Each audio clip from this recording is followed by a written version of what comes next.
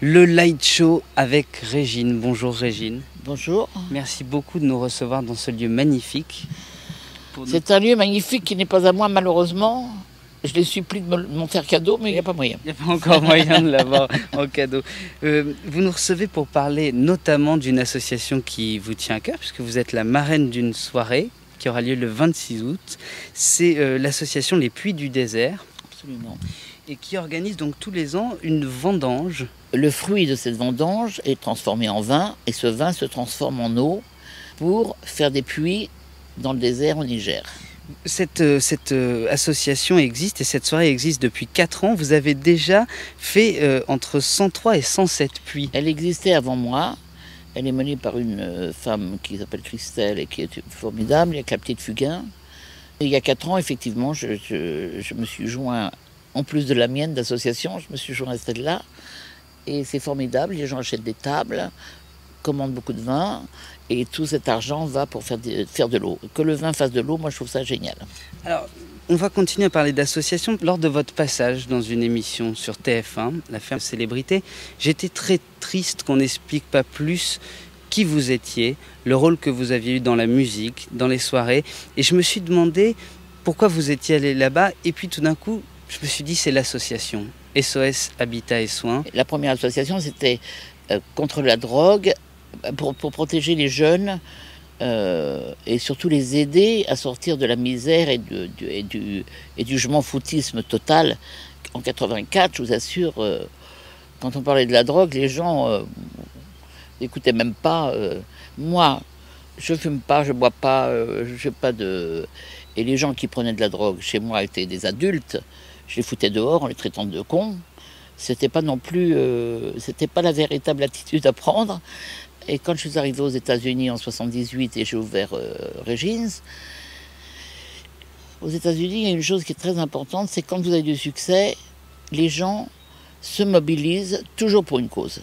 Alors qu'ils soient sincères, pas sincères, on s'en fout.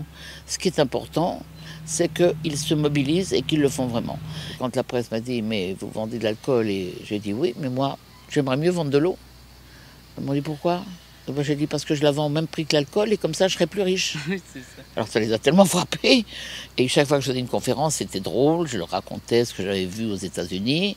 Ensuite, vous avez donné aussi beaucoup d'amour et de tendresse aux gens qui sont devenus vos amis. Beaucoup trop, et c'est ce que Lionel me reprochait. On revient au livre, justement. Là au sujet crucial de ce qui se passait entre mon fils et moi, et dont je ne me rendais pas compte, parce que j'étais tellement débordée, tellement prise. Mon fils, depuis qu'il était tout jeune, m'écrivait des lettres d'amour formidables, et il mettait en bas oh, quand tu es avec moi, tu ne regardes que moi, et tu parles à personne, parce que je suis très jaloux. Et moi je disais, oh qu'est-ce qu'il est mignon mon fils. Je ne suis pas freudienne, et pas une minute, j'ai pensé que c'était quelque chose de terriblement ancré en lui, cette espèce de possession de sa mère, près de sa fille. Je veux dire, c'était pas un personnage facile. Moi, je suis pas quelqu'un de facile non plus. Est-ce que vous pensez que votre fils avait ce souci de vous protéger de l'ingratitude des gens qui pouvaient parfois vous entourer et oublier ce que vous leur donniez? Oh, c'était beaucoup plus simple que ça. C'était de la jalousie pour vous? Il trouvait que je parlais à trop de cons, c'est tout. Il voulait me protéger contre rien du tout. Il me disait, comment tu peux perdre ton temps à parler à tous ces connards-là, quand tu connais tellement de gens merveilleux, tellement de gens formidables? Qu'est-ce que tu... Mais c'est qui ceux-là? Et c'est vrai qu'il avait raison. C'est un ami quand même, Castel, parce que vous avez, à chaque fois, on a l'impression que c'est quand même un concurrent.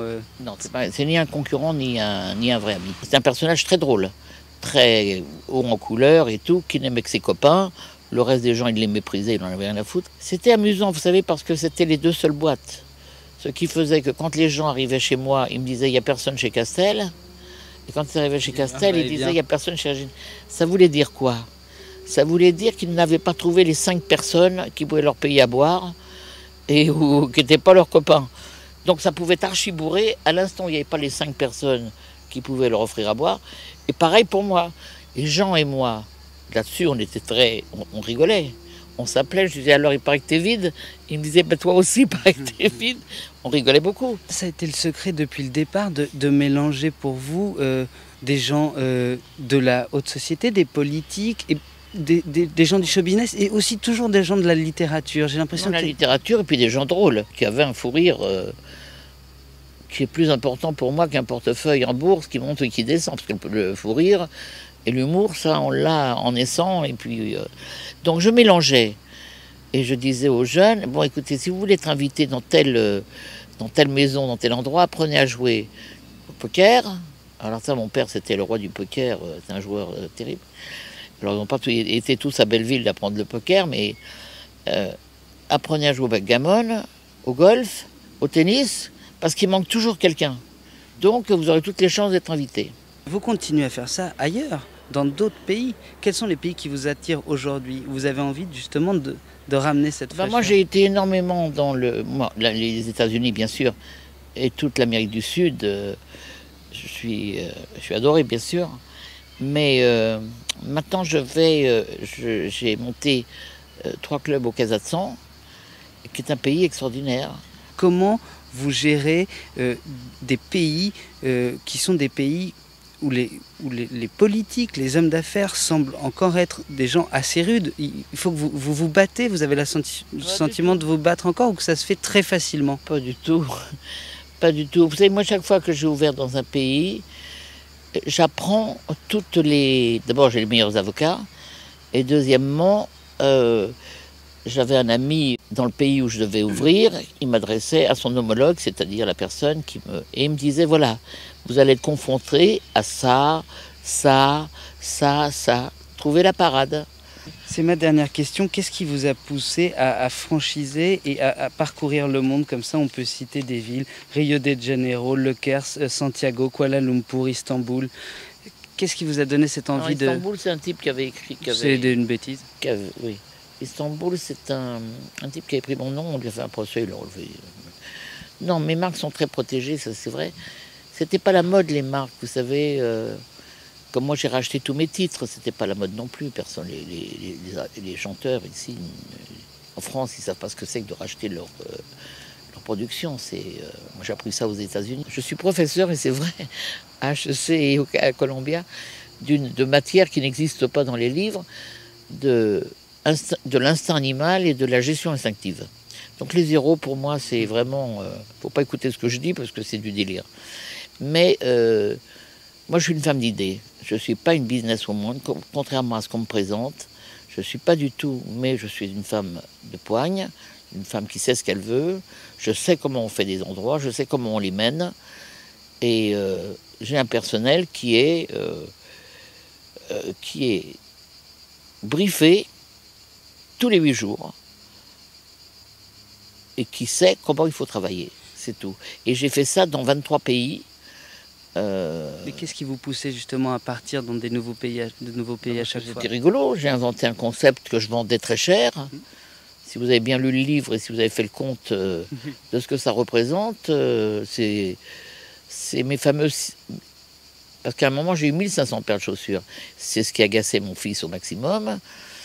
Ne parlons pas de mes vêtements, c'est du délire, mais moi, je suis une gosse de la guerre, j'ai porté les vêtements des autres, et je me suis juré que je ne porterai plus jamais les vêtements des autres. Et quand je donne des vêtements, je ne donne pas des vêtements que j'ai portés, parce que d'abord, ils sont trop excentriques, et je vois pas qui les mettrait, mais j'achète en gros, plein de vêtements que je donne. Justement, c'est une belle conclusion puisqu'on revient au livre, donc À toi Lionel, mon fils, vous pouvez trouver évidemment. Et puis la soirée le 26 août, oui, donc les Puits du désert. De jeune fille, parce que ça n'est pas la Régine des boîtes de nuit, c'est vraiment la mère de Lionel Rodcage qui parle, voilà. Et j'ai une petite fille sublime qui est archi douée. Elle a comme grand-père John Borman. Sa mère, c'était Ethel Borman, qui malheureusement a disparu très tôt. Et c'est une gosse, c'est une bombe, quoi. Merci beaucoup, Régine, de nous avoir reçus. Merci.